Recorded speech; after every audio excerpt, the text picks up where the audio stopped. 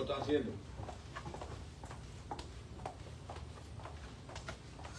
Gloria a Cristo. Bien, vamos a comenzar. Voy a decirles un secreto a voces primero. El secreto a voces es que, de acuerdo a lo que sucedió hoy con respecto a la enseñanza y lo que dicen algunos de los pentecostales y quienes necesitan o no el milagro o los milagros, vamos a leer en el libro de Juan, capítulo... vamos a leer el capítulo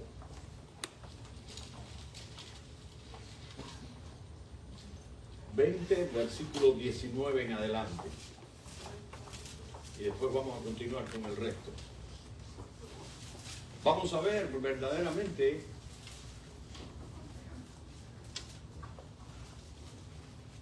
si tú y yo necesitamos un milagro. Si tú y yo necesitamos ver a Jesús o para creer o algo así. Vamos a ver, dice aquí la palabra. Juan 20, 19. Cuando llegó la noche de aquel mismo día, el primero de la semana. ¿Cuál es el primer día de la semana? Domingo. Hoy. Estando las puertas cerradas en el lugar donde los discípulos estaban reunidos por miedo de los judíos, vino Jesús y puesto en medio les dijo: paz a vosotros. ¿Sabe qué pasó ahí, no? Estaban escondidos, estaban encerrados y Cristo hizo un milagro, se apareció en medio de ellos. ¿Cómo lo hizo? I don't know. Decimos así claramente que atravesó las paredes. No sé si entró por las paredes o por el techo, pero el asunto es que a él no lo detiene nada, absolutamente nada. Entonces dijo, y cuando les hubo dicho esto, les mostró las manos y el costado. Y los discípulos se regocijaron viendo al Señor. Lo primero que quiero enseñarles a ustedes en este día, porque está implícito en estos versículos que hemos leído, y está escrito en otros versículos, es que una vez que Jesucristo murió, una de las cosas que sucedió es que la fe de los apóstoles decayó.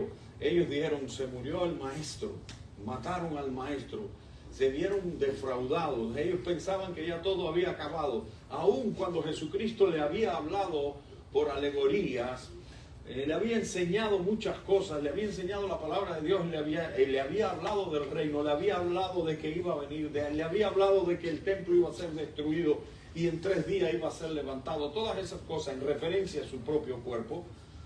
Aún habiendo hablado tan claramente, ellos, cuando Jesucristo muere, se vieron perdidos, perdieron la fe, se sintieron defraudados. Y defraudados no solamente fundamentalmente con las palabras que Cristo le había dicho, ellos perdieron la fe. Y eso mismo nos pasa a nosotros. Y a veces es que nosotros, cuando perdemos la fe, cuando nosotros decaemos, entonces clamamos a Dios por un milagro. Clamamos a Dios. Ellos no clamaron a Dios por un milagro, ellos estaban atribulados, ellos estaban tristes porque habían perdido al Maestro. Sin embargo, Jesucristo, como sabía, Jesucristo conoce el corazón, conoce nuestros corazones, Él sabía cómo ellos se sentían. Dice que se apareció allá adentro y ¿qué fue lo primero que hizo?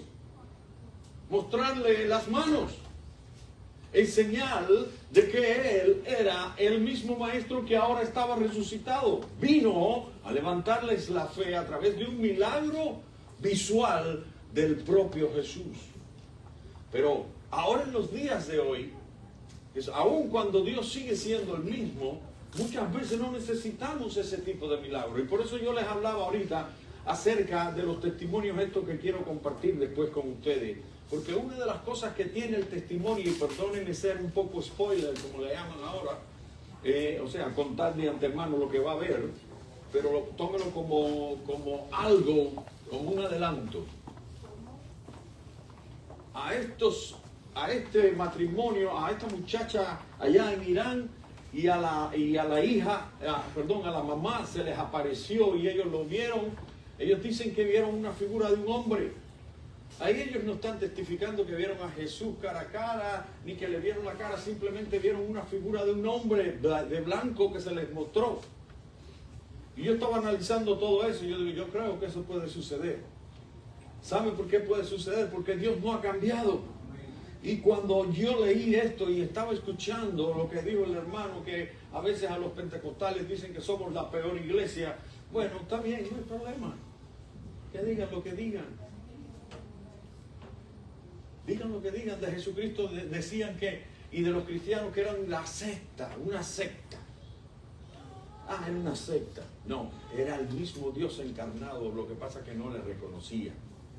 Y entonces ahora Jesucristo dice, y cuando les hubo dicho esto, paz a vosotros, les digo, les mostró las manos y el costado, y los discípulos se regocijaron inmediatamente, o sea, captaron el mensaje, rápidamente captaron el mensaje, dijeron, oh, como mismo él prometió que iba a resucitar, ahora lo tenemos aquí con nosotros, gloria sea al Señor.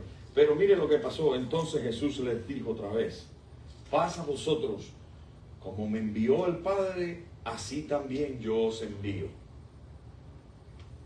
Mire, Jesucristo envió a su Hijo unigénito para que todo aquel que en Él cree fuese salvo. La premisa es creer, pero aquí no vamos a hablar de eso. Lo que vamos es hablar de cómo Jesucristo les dice a ellos, como el Padre me envió a mí, ahora yo los voy a enviar. Y miren lo que dice. Habiendo dicho esto, ¿usted está leyendo la Biblia o me está mirando solamente? Ya sé que están escuchando, pero cuando yo diga Biblia, léala, a ver si yo estoy diciendo la verdad, porque eso fue lo que pasó ahorita. Dice, y habiendo dicho esto, sopló y les dijo, recibid el Espíritu Santo. Wow. Mire, una vez más, hoy cambié la prédica por lo que sucedió. Pero mire, yo estaba ahí atrás y estaba, Señor, dame algo que nos pueda ilustrar lo que ha pasado hoy en nuestra congregación. Y me dio esta palabra. Dice, habiendo dicho esto, sopló y dijo, recibid el Espíritu Santo. Ahora usted puede decir, bueno, ¿y qué pasó allí? ¿Se contradice la Biblia?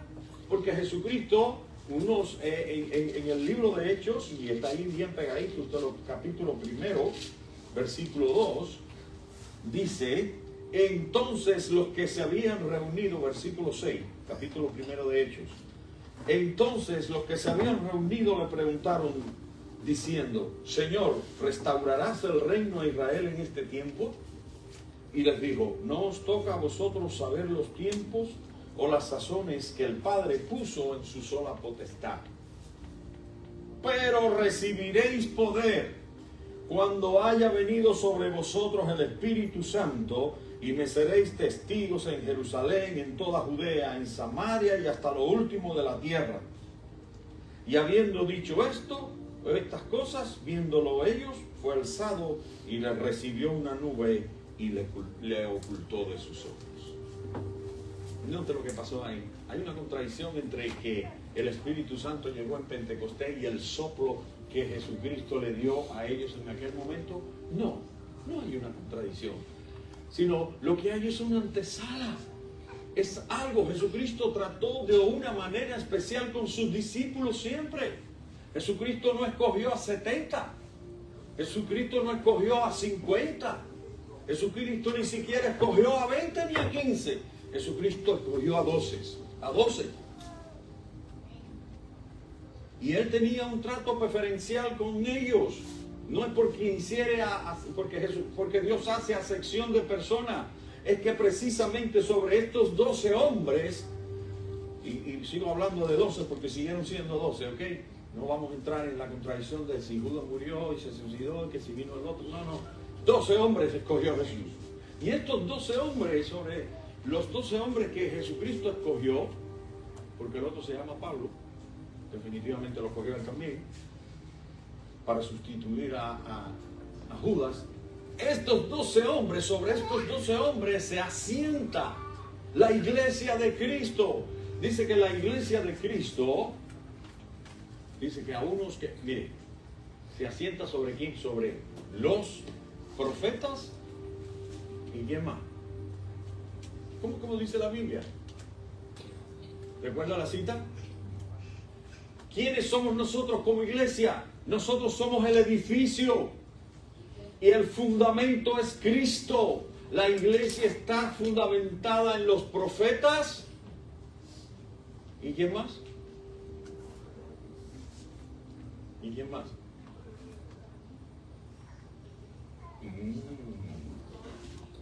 No, los pastores no. Los pastores somos parte de la iglesia. El fundamento son los profetas y los apóstoles. Nosotros somos el edificio. El fundamento es Cristo, la piedra angular es Cristo. Y solamente se pone un fundamento una vez. Una vez. Mire que la iglesia no tiene sinkhole. ¿Sabe por qué le digo esto? ¿Usted sabe por qué le digo que la iglesia no tiene sinkhole, o no tiene sumidero, o no tiene hueco debajo? Porque no necesita eso, porque ya está fundamentada sobre la roca que es Cristo. En la Florida, la Florida está llena de huecos debajo de la tierra. Incluso yo tuve una casa que estaba llena de huecos y le metieron 14 camiones de concreto abajo y todavía siguió rajándose, porque no había fundamento. Pero la iglesia de Cristo está fundamentada sobre los profetas y los apóstoles, siendo Jesucristo la piedra angular y ahora nosotros somos el edificio. Esa es una de las cosas por las cuales se dice que ahora, aunque se escribe mucho esto de, y la gente quiere ser profeta y la gente quiere ser apóstol y todas esas cosas, una de las cosas por las cuales hay esa contradicción es precisamente por eso.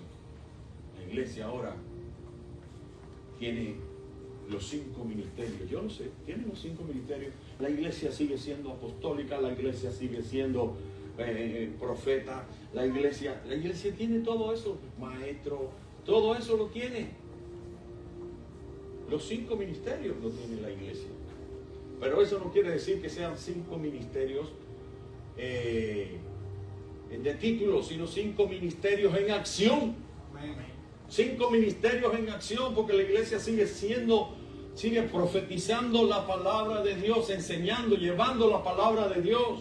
La iglesia sigue enviando hombres y mujeres a otros lugares, que esos eran los que plantaban iglesia, y a los que plantaban en iglesia se les llamaba también apóstoles. Pero los primeros.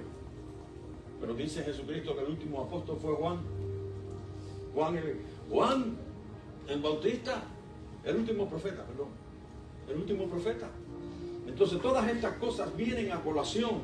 ¿Por qué? Porque la iglesia pentecostal, sobre todo, y voy a caer en el tema de lo que hablábamos hoy ahorita, la iglesia pentecostal cayó en una situación en que el emocionalismo se apropió de la congregación, de los pastores y de todos, líderes y todo el mundo. Y ahora la iglesia pentecostal, si no veía algo emocional, o si no lo ve en general, pues aquí no está el Espíritu Santo. La gente tiene que sudar, la gente tiene que correr por el templo, la gente tiene que saltar, la gente tiene que gritar, llorar, menear la cabeza como locos. Todas esas cosas, si no vemos eso en una iglesia, no estamos contentos, no somos pentecostales. Pero eso no es así. Si la iglesia no ve un milagro, no somos pentecostales. Por eso es que la iglesia pentecostal hoy en día es tan atacada. Precisamente porque ahora es noche de milagros. Es el título de una conferencia, porque ya no le dicen ni prédica. Conferencia Noche de Milagro. ¿Qué conferencia? Jesucristo no daba conferencia. Jesucristo hablaba la palabra de Dios. Jesucristo llevaba el mensaje del Evangelio. Ahora nadie quiere decir predica. Ahora todo el mundo quiere ser conferencista, tener un título de conferencista. ¡Wow! ¿Qué conferencista ni nada de otra cosa? Digo, conferencia de milagros, conferencia de sanidad. Mire, Jesucristo sana y hace milagros cuando Él quiere. Y no hay que pararse aquí y decir, hoy es día de sanidad. ¿Quién me da mi potestad para decir que hoy es día de sanidad? ¿Quién? ¿Quién me da mi potestad para decir que hoy es día de milagros? Jesucristo hace milagros cuando Él quiere. Y cuando yo veía estos dos testimonios, un hombre que se metió en Irán, traficando Biblias. Yo tengo un libro en mi casa que se llama así, Traficante de Dios. Y es un hombre que se metió en los países socialistas, cuando los países socialistas en los años 50 estaban en candela.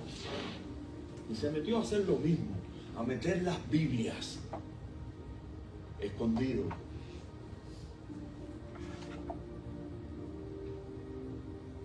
¿Y saben qué? Jesucristo preservó la vida de ese hombre, como preservó la vida de esta muchacha que ustedes van a ver el testimonio, y de su esposo, el que fue su esposo después. Eso es un milagro.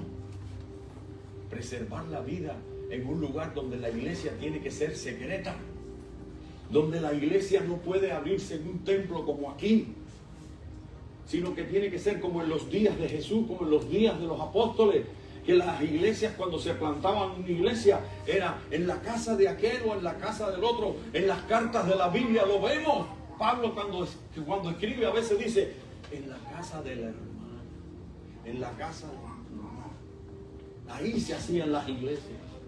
Y ahora la iglesia occidental quiere vivir de la misma manera en la que se vivía en aquellos tiempos, y nosotros no necesitamos eso. Nosotros podemos abrir templos gracias al Señor. Pero no nos conformamos con eso. Queremos ¿cómo se llama? La especialidad. Queremos mostrar que Dios está haciendo cosas de otro modo. No hay que mostrar nada. Dios hace las cosas como Él quiere, cuando quiere.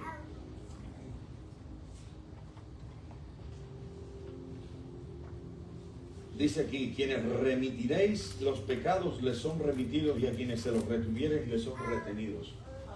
Aquí cualquiera puede decir, bueno, yo puedo orar por los pecados. Dice, por eso es que ha caído la iglesia en ciertas cosas. Pero eso no quiere decir eso, sino simplemente el hecho de que la iglesia tenga la potestad y el poder que Jesucristo le dio cuando vino el Espíritu Santo en Pentecostés. Es para llevar la palabra con denuedo, para explicarla, pero quien perdona pecados es Jesús. Es el único, Dios es el único que puede perdonar pecados. Usted y yo no lo podemos hacer. Pero ¿qué podemos hacer? Llevar la palabra de arrepentimiento y la palabra de perdón. Y cuando usted lleva la palabra de arrepentimiento y de perdón, entonces se cumple ese pasaje. Se cumple. Pero resulta que, como en todos lugares, siempre hay un cabezón. Y yo te puedo asegurar que aquí en esta iglesia hay algún cabezón. Aleluya. Ríase si quiere, ríase si puede. Porque uno de los grandes cabezones que tiene la iglesia de hoy en día se llama Pastor Miguel Reyes. Usted no sé si usted lo conoce, pero si lo conoce, ore por él, por favor. Le digo, ¿sabe por qué? Porque dice, pero Tomás, uno de los 12.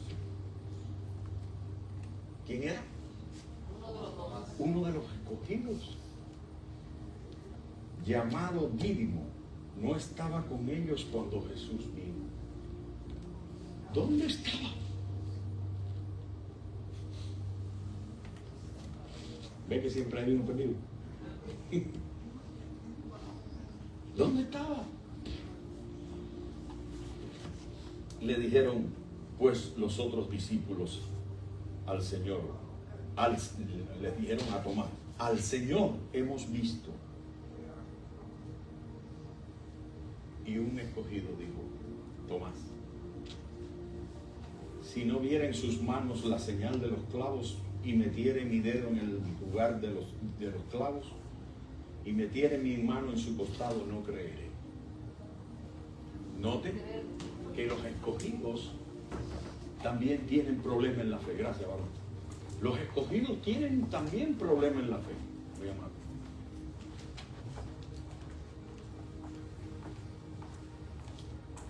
Así que, ¿qué necesitaba Tomás?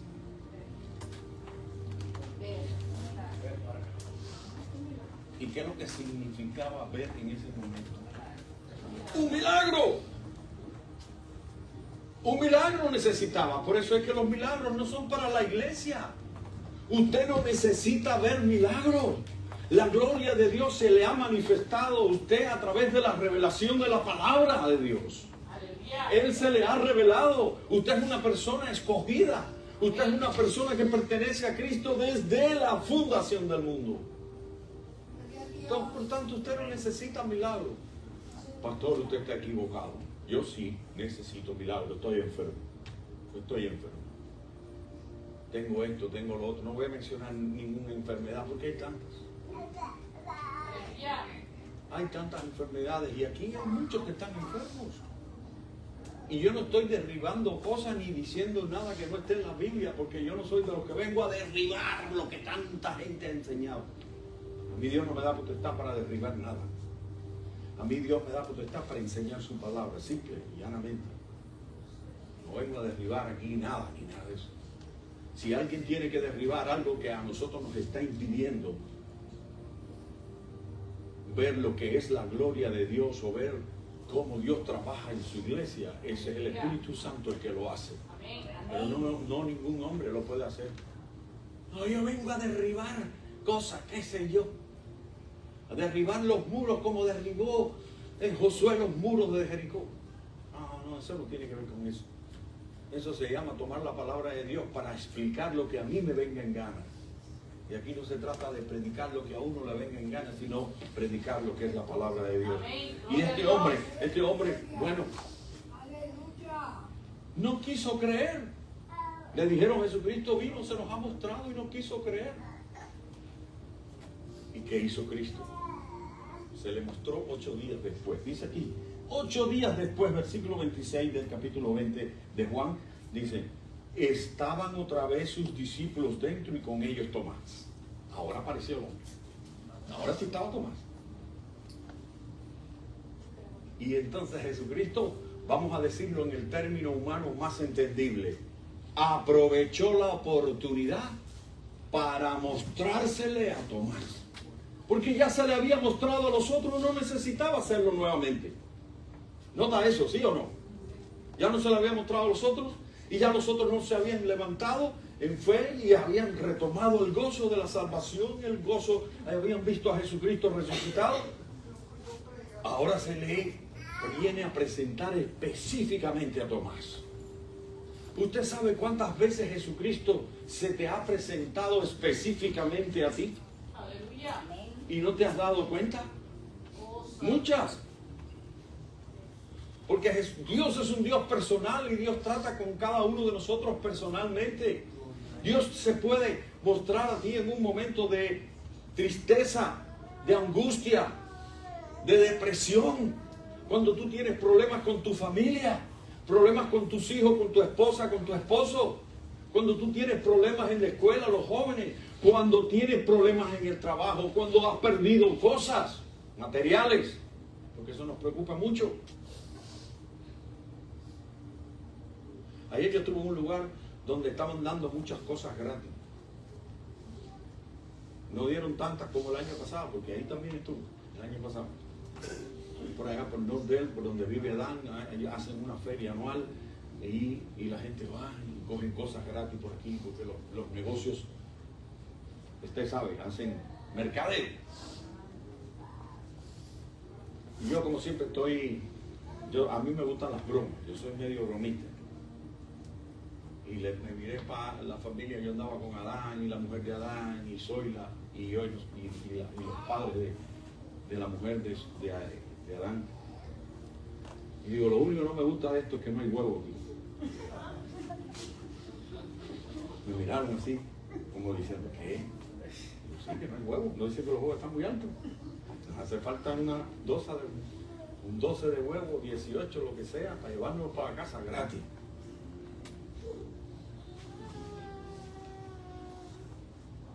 eso, aunque parecía una broma, yo lo dije con una carga de sarcasmo y con una carga de deseo de que verdaderamente hubieran huevos ahí. En el fondo yo hubiera querido que hubieran huevos ahí, no me los hubiera llevado para la casa gratis. Así que yo de cierto modo quería ver un milagro ahí de huevos. Y le hago esta ilustración porque a veces nosotros pensamos que el milagro de Dios es solamente que Dios me sane. O el milagro de Dios es que solamente Dios me provea cuando todo parece que está mal. Nosotros hemos visto muchos milagros. Esta iglesia ha visto más milagros de lo que usted piensa. Aleluya. Si usted quiere ver una iglesia que ha visto milagros, se llama Iglesia de Pentecostés Buenas Nuevas en Tampa, Florida. Aleluya. Y si usted quiere que yo se los explique, le puedo hacer una lista. Así que si tiene alguna duda, con toda libertad, vaya a mi casa esta tarde que le voy a hacer una lista con toda, primero, con todo respeto. Segundo, con toda autoridad. Y tercera, con toda mansedumbre. Para que usted vea de la manera en que Dios ha tratado con nosotros como iglesia. De la manera en que ha tratado, y no estoy hablando de pastores, estoy hablando de toda la congregación. Y estoy hablando de lo que Dios ha hecho para que esta iglesia se mantenga. Porque, ¿sabe qué? Dios tiene un propósito con esta congregación. Aleluya. Y todavía nosotros estamos así. Estamos como Tomás, esperando el milagro quizás. Cuando ya Dios ha obrado de mil maneras. Pero no, queremos ver los huecos en las manos de Cristo. No busque los huecos en las manos de Cristo. Busque lo que Jesucristo ha hecho en su vida. Primero, analice por qué está en este lugar. Analice cómo Dios lo trajo a este lugar. Y cuando usted comienza a ver esos pasos, usted va a decir, wow, no puedo creerlo. En sentido humano, pero en el sentido cristiano usted puede decir, gloria a Dios, Señor, por lo que estás haciendo en mi vida. Porque humanamente no lo podemos creer, pero a través del Espíritu Santo sí. Y dice que Cristo le dijo, Tomás, pon aquí tu dedo y mira mis manos, y acerca tu mano y métela en mi costado, y no seas incrédulo sino creyente. Aleluya. ¿Qué clase de zarandeón de Dios? Ay, yo no le estaba hablando suave. Mire cómo le digo, no seas incrédulo sino creyente. Eso es una palabra de reprensión. No lo vea como que, ay, pobrecito, pobrecito. Como el pollo que matan en un pollo. ¿Quiere que le haga el cuento del pollo? Yo creo que yo hice el pollo, ¿no? No lo veo. Ay, pobrecito.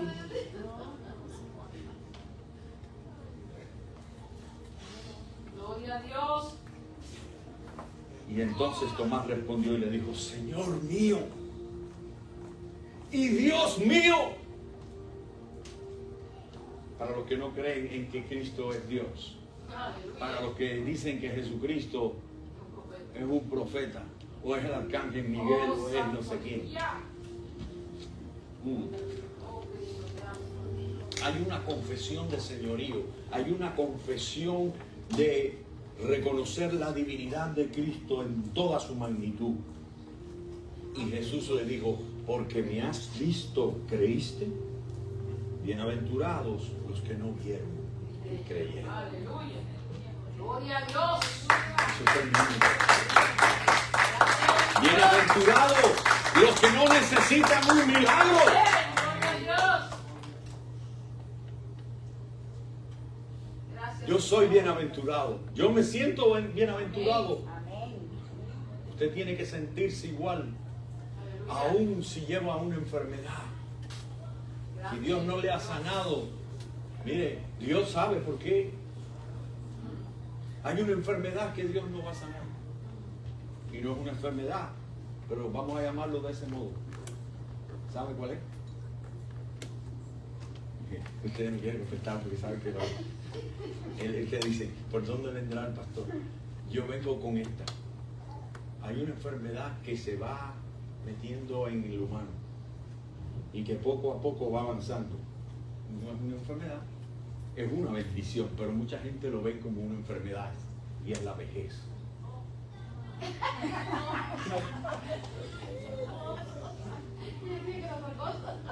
La gente cree que llegar a viejo es una maldición. Hay mucha gente que dicen eso.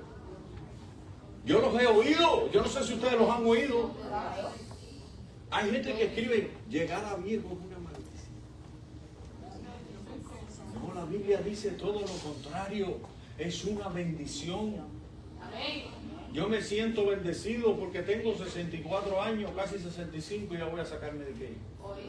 El Medicaid. Yo me siento bendecido. Pero esa enfermedad Dios no la va a sanar. Eso no, Dios no lo va a sanar. ¿Sabe por qué no lo va a sanar? Porque es una bendición, pero hay gente que lo ve como una maldición, como una enfermedad. Ay. Hombres y mujeres que se hacen operaciones para verse más jóvenes,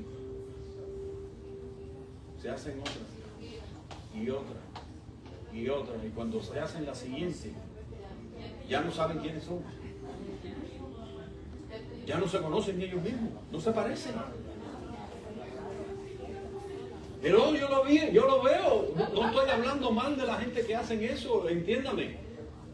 Pero nada, las arrugas van a venir.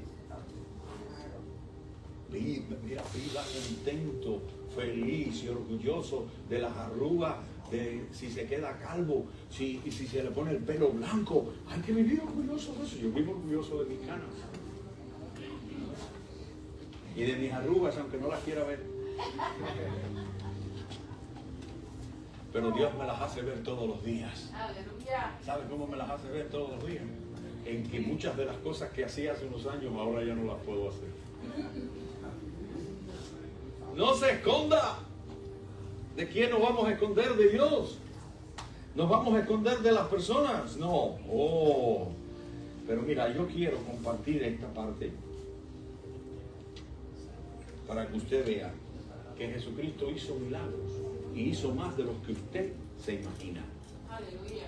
Por eso es que nosotros no, por eso le decía ahorita que como iglesia de Pentecostés Buenas Nuevas en Tampa, Florida, tenemos que ver cómo Dios ha trabajado con nosotros y cómo ha hecho milagros en medio nuestro, que nosotros no los vemos ni siquiera como milagros. Pero tener un templo tan lindo ya es un milagro. Gloria a Dios. Para no hablarle de otras cosas que se la puedo poner en la lista. ¿Alguien quiere la lista?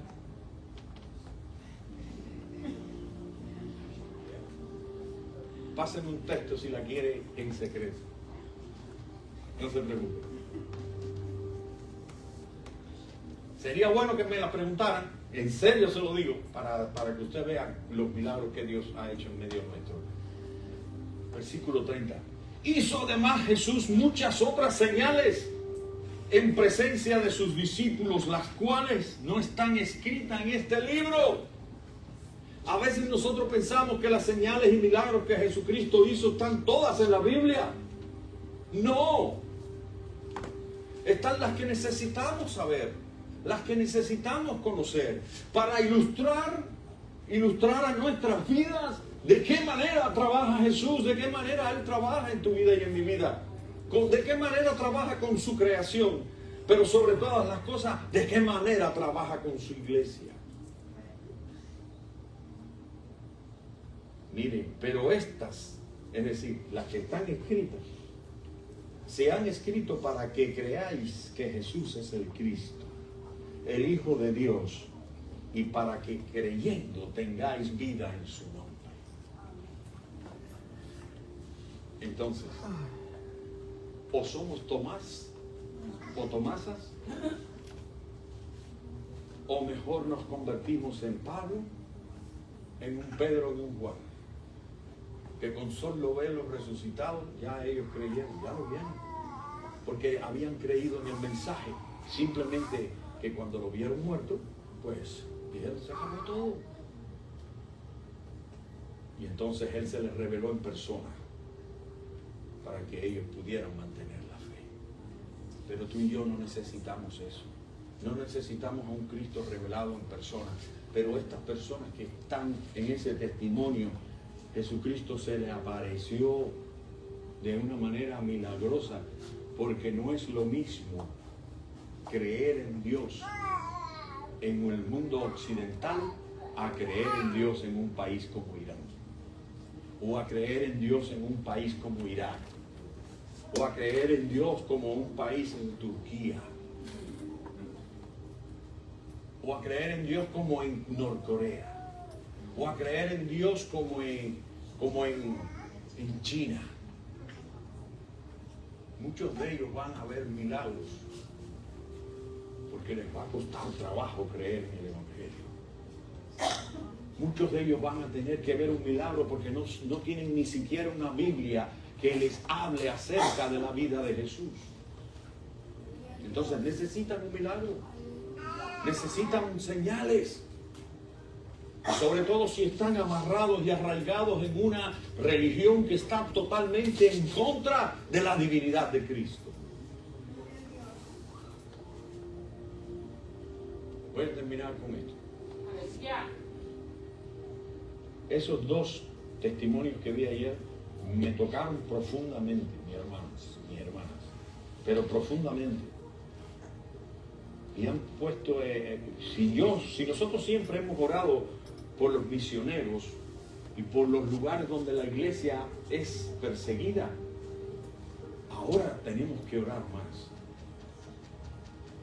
Yo no sé en cuántas ocasiones ayer Dios me tocó el corazón de tal manera que yo me sentía como uno de ellos.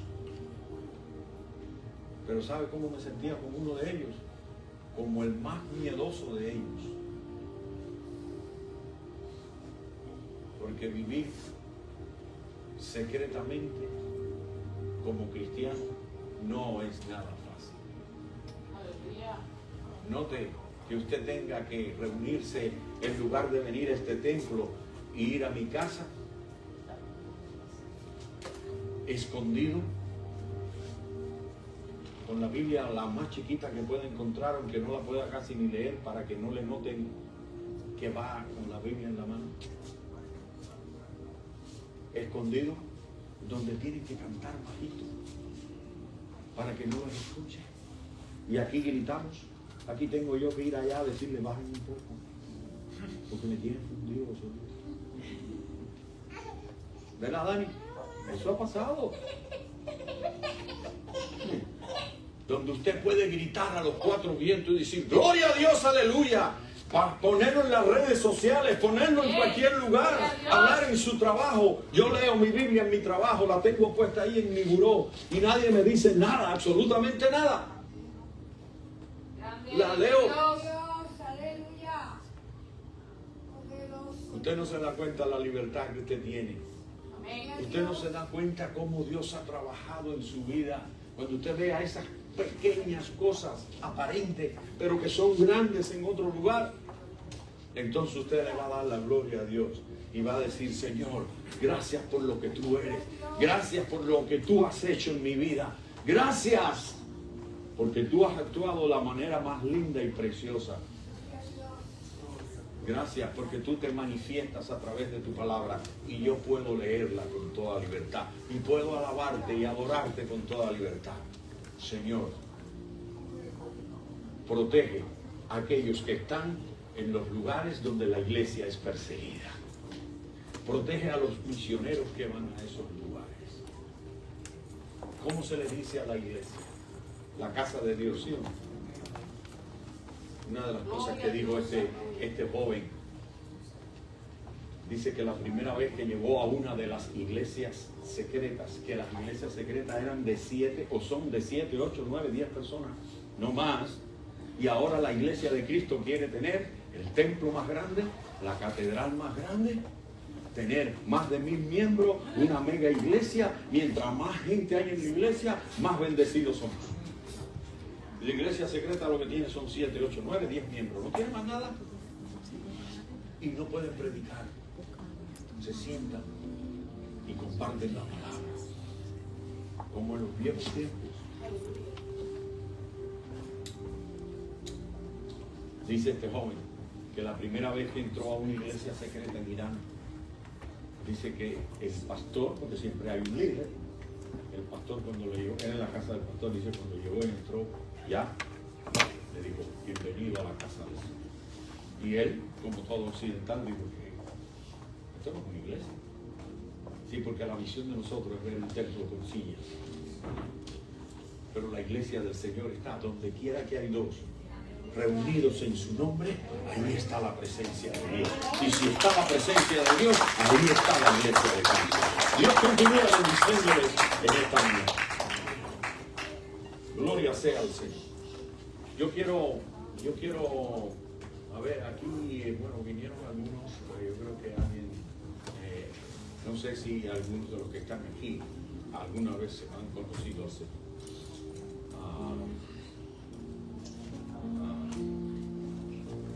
Antes de pasar a la otra parte, tenemos Santa Cena también, y no sé si los niños tienen algo. ¿Tienen algo? Ok. Quiero hacer un llamado. Vamos a hacer. La iglesia está, por favor, póngase en oración. Y yo quiero hacer un llamado para si hay alguien que quiera aceptar a Jesucristo como su Salvador personal, si no lo ha hecho nunca. El hecho de reconocerlo delante de los hombres y ante Dios Padre es lo que nos hace aceptos al sacrificio de Jesucristo. De esa manera nosotros, confesándolo delante de Dios y los hombres, es que nosotros aceptamos a Jesucristo como nuestro Salvador personal.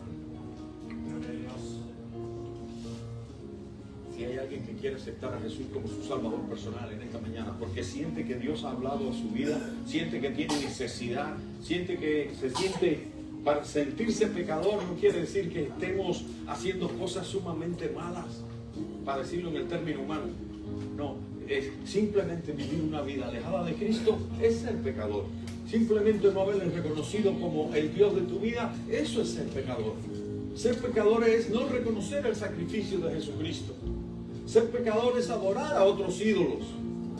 Ser pecador es creer más en uno mismo que en Dios. Y digo más en uno mismo porque Dios también dice que nosotros tenemos que amarnos, pero no tenemos que adorarnos. ¿Hay alguien que quiera aceptar al Señor como su Salvador personal en esta mañana? Levante su mano y vamos a orar por usted. No hay nadie. Entonces, vamos a pasar a la Santa Cena.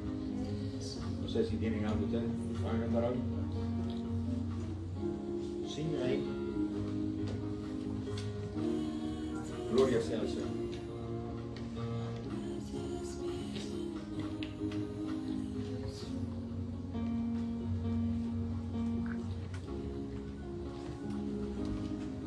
Gloria sea a Cristo. Bendecido eres.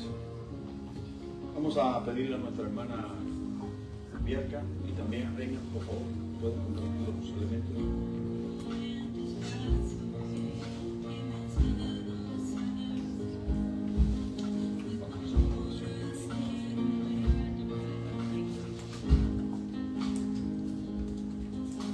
Vamos a orar. Padre, gracias te damos por este día, por tu bendición. Gracias por tus palabras. Y ahora, Padre, que vamos a tomar los elementos de la Santa Cena en recuerdo, Dios, recordando que tú vienes pronto. Queremos darte toda honra y toda gloria. Y que podamos sentir, Dios, como lo hemos sentido ya, la presencia tuya. Llénanos, Señor, cada día más de tu Santo Espíritu y de tu unción. Perdona cada falta en cada hermano, en cada una de nuestras vidas. Te damos gracias, Señor, en el nombre de Jesús. Repártanos.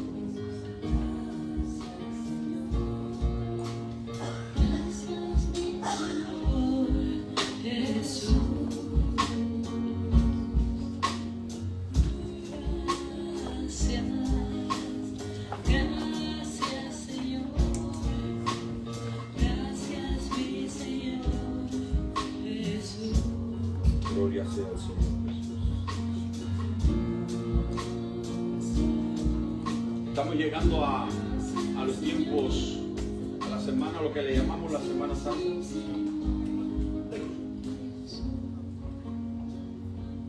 La próxima semana vamos a tener servicio de jóvenes, pero el domingo de Palma. Pueden seguir tocando, pero vamos a tener servicio de jóvenes. Venga, invite a jóvenes, invite a la iglesia entera. Nos faltaron muchos.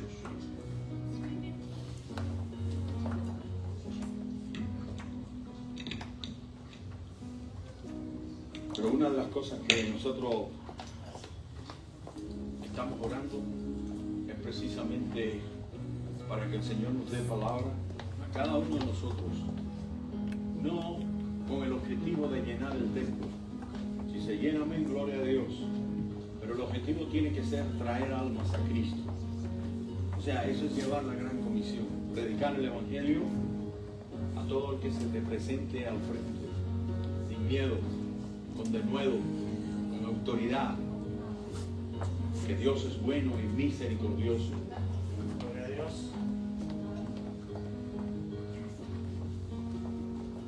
Y en estos días, en los que recordamos la muerte y resurrección de Jesús,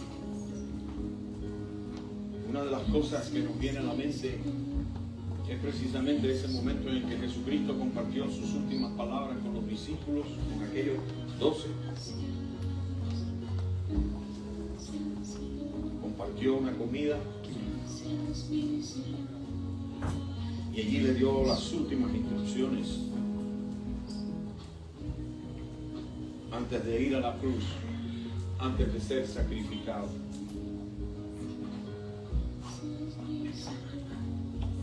Gloria a Dios.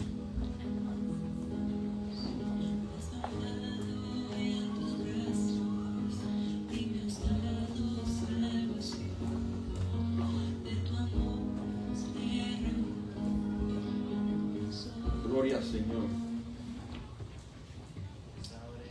La Santa Cena es algo que instituyó Cristo mismo. No lo instituyó ningún hombre. En la iglesia primitiva la celebraban todas las semanas. Todas, absolutamente todas las semanas. Pero voy a ir un poco más allá. Habían personas en la antigüedad que tomaban la cena, la Santa Cena todos los días. Día tras día. Y una de las cosas que me llamó mucho la atención en el testimonio de ayer fue precisamente eso. Cómo aquellas personas que habían estado atadas a una religión totalmente diabólica, ahora ellos, como en la iglesia primitiva, también dice que todos los días que se sentaban en la mesa, tomaban la Santa Cena después que comían. Qué lindo, ¿verdad? Nosotros lo hacemos una vez al mes. Mire, no importa cuánto lo hagamos, si una vez al mes, una vez a la semana o todos los días. Lo importante es que cuando nosotros hacemos esta celebración, porque esto es una celebración, no es para ponerse triste, sino es que estamos festejando y celebrando la muerte y resurrección de Jesús, y que un día, pronto ya, viene en gloria y viene por su iglesia, a buscar una iglesia limpia y sin mancha. Esos somos nosotros. Nosotros somos la novia de Cristo, como dice la palabra de Dios. Entonces,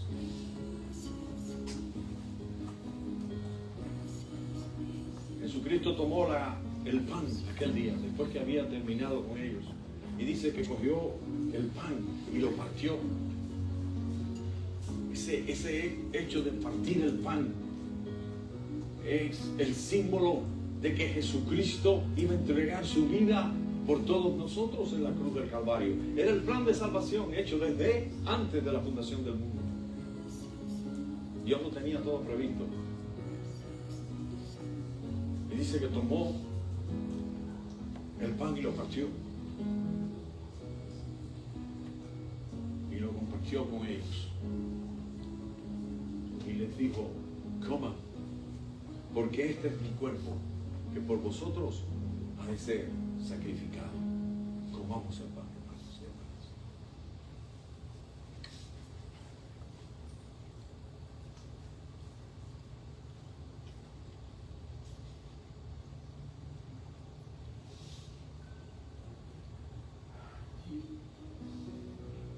acto seguido, tomó la copa. Una copa. ¿Sabe cómo le decían a la copa en aquellos tiempos? ¿Qué es lo que era la copa? Se llaman, ¿no? Es el cáliz. Mire, él tomó la copa y dijo, Señor, en el Getsemaní, cuando él oraba, antes de llegar a ese momento de entregar su vida, recuerdo que él dijo, Señor, si es posible, pasa de mí esta copa. Hablando acerca del sacrificio que él iba a hacer, hablando de entregar su vida por los pecadores. Era una copa amarga, porque a nadie le gusta morir, y mucho menos morir violentamente.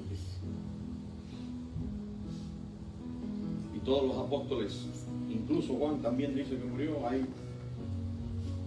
Hay discusión con respecto a eso, pero casi todos murieron violentamente. Murieron por Jesús aún después de haberle negado. Murieron por Jesús aún después de haberle abandonado. Murieron por Jesús aún sin haberle creído, como Tomás. Y todo eso nosotros lo hemos vivido alguna vez en nuestras vidas. Y ahora Jesús, a través de ese momento en el que Él compartió con sus discípulos, nos han dicho a nosotros como iglesia que debemos hacer esto en memoria de Él. Dice que Jesús tomó la copa y le dijo a ellos, esta es mi sangre, una copa de vino, que por vosotros ha de ser derramada. La sangre de Cristo nos limpia, nos limpió de una vez y por todas de todo pecado. Somos limpios en la sangre de Cristo. Él nos ha redimido, Él nos compró con su propia sangre. Hermanos y hermanas, tomemos el vino, recordando a Cristo.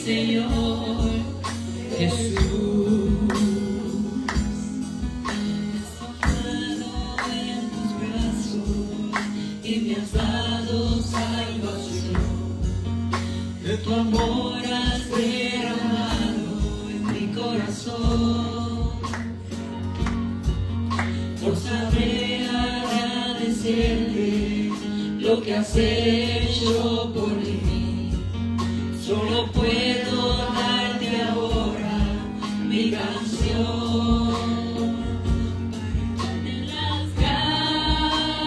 Gracias, gracias Señor, gracias mi Señor Jesús.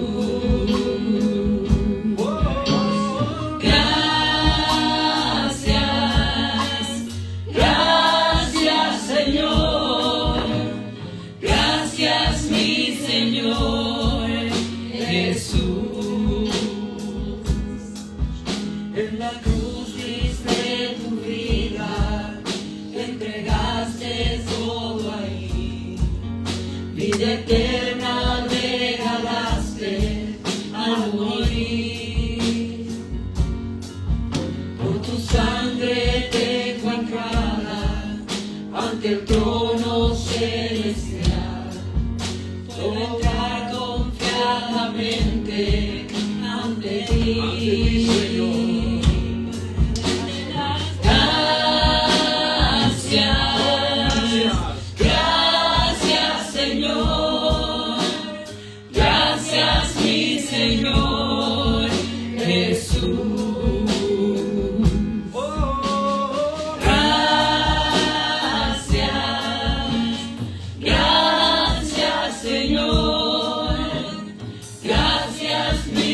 Señor Jesús. Sí. Gracias,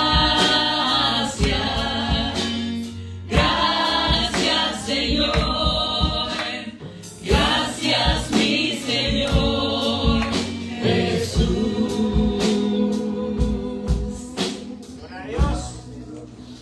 Gloria a Dios. Gracias, Señor. Pueden sentarse, hermanos. Grande eres tu Dios. Dios continúe bendiciéndolos. Amén. Gloria a Dios.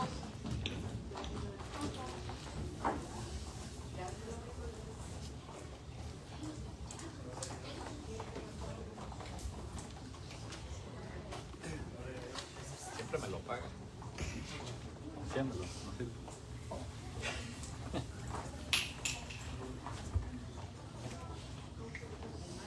Ahí está mío. Ya agarrado. Grande eres tu Dios. Aleluya. Yo decía que raro. Gloria a Dios.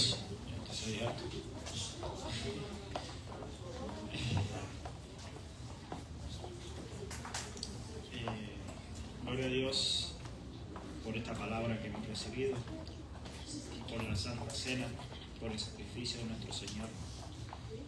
Bendito es nuestro Señor. Toda la gloria, honra y alabanza es para Él. Y creo que hemos derramado el corazón todos los hermanos aquí en adoración a nuestro Dios. Gloria a Dios. Ahora van a tener una parte de los niños. Pueden pasar adelante. Gloria a Dios.